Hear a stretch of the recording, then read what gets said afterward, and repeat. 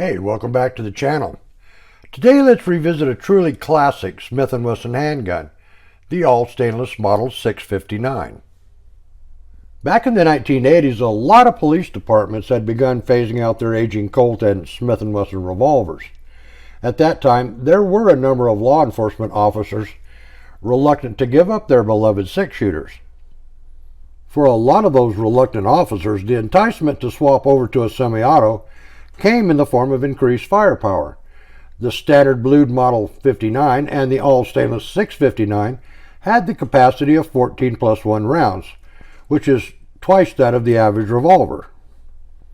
Even though it's a 9mm, the 659 is built like a tank. Everything feels very solid in the hand. Fully loaded, the weight is noticeable. But that extra weight does soak up recoil, making it very controllable and easy to keep on target. It does incorporate a decocking feature that allows it to be safely carried with a chambered round. But once you fire the first shot in double action mode, it transitions back into single action mode for any follow-up shots. You know, back in the day, to have an all-stainless double-stack pistol with adjustable sights capable of both single and double action operation that included a decocking feature was simply awesome. Granted, today there are a number of semi-autos that have many of the same features.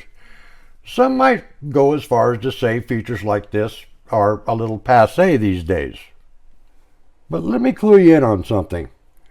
Finding all of these features incorporated into a single high-capacity all-stainless steel handgun, even today, is still awesome in my book. Although no longer being made, you might come across one at a gun show or perhaps a pawn shop. If you're willing to do a little haggling, you can still pick one of these up in the $500 to $700 price range.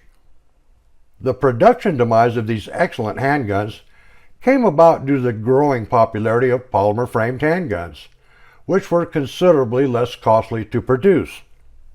To stay competitive in the firearms market, a number of prominent handgun producers were forced to follow suit, and that pretty much became the coffin nail for excellent, well-made handguns like this. Let's be clear about this. Polymer guns are certainly not better. They're simply less expensive to produce, and this simply increases the profit margin for the manufacturer. Funny thing is, these days polymer guns are selling for the same price you can pick one of these up for used.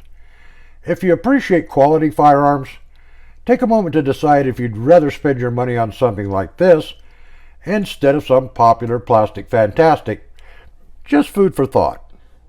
Anyway, since it's been several years since I featured this excellent pistol on the channel, I figured it was about time to give it another spin.